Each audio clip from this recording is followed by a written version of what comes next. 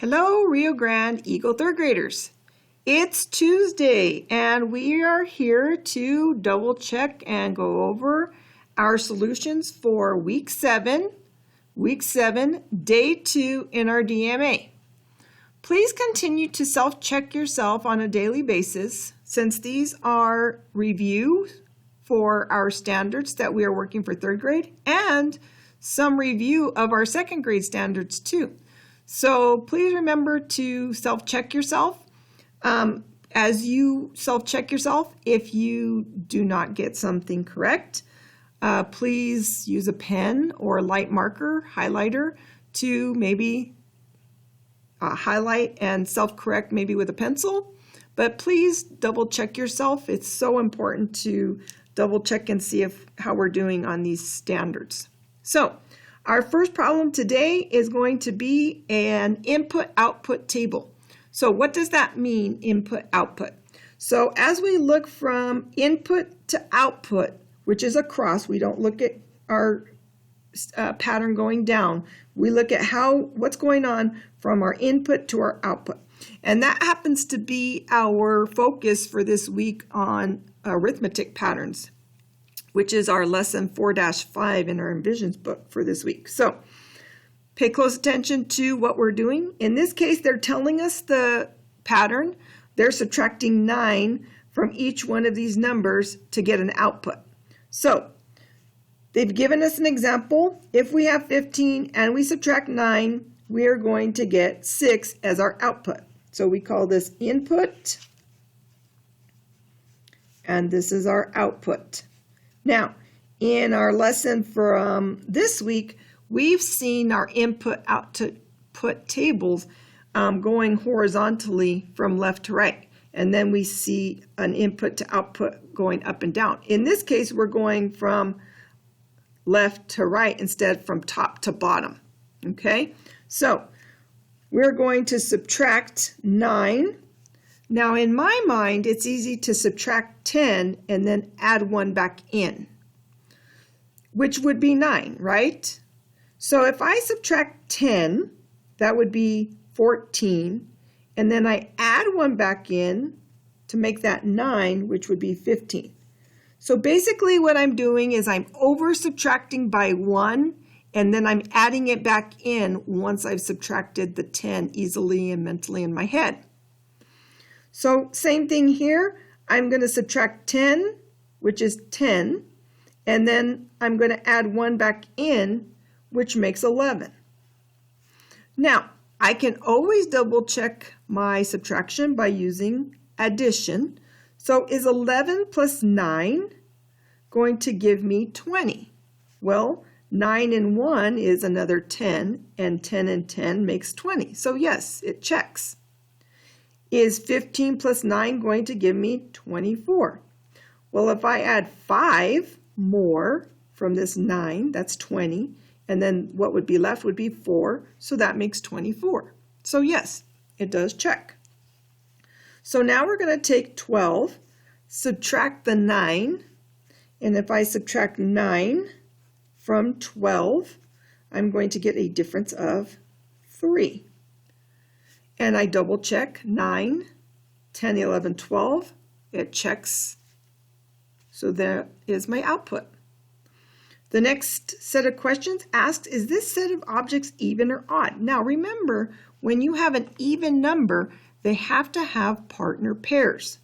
So I know that I have 2 there, 2 here, 2 here, 2 here, so that's 2, 4, 6, 8, 10, 12, 14, 16, 18. So 18 is an even number. So 8 in my ones place tells me that since I have 8 in my ones place, since 10s are always going to be even because I have 5 pairs of 2 to make 10, 8 is going to tell me that I had even numbers to partner pair. So 18 is an even number. Our next set of equations Remember, this is a second grade standard since we are adding two-digit numbers. We can add our 30 plus 20, which is going to give us 50. We can add our 6 and our 7 from our 1s to give us 13. This tells us that we have a new 10 to regroup to the 50, which leaves us with 60, and 3 more makes 63. When we do this for our algorithm, we know that 7 plus 6 is 13. This 10 right here is getting regrouped in the tens place. So I can say that I have 30 plus 20 is 50, plus one more 10 from here when I regrouped it with 50 there is 63. So we have our place value here, and we can use place value here in just a different way.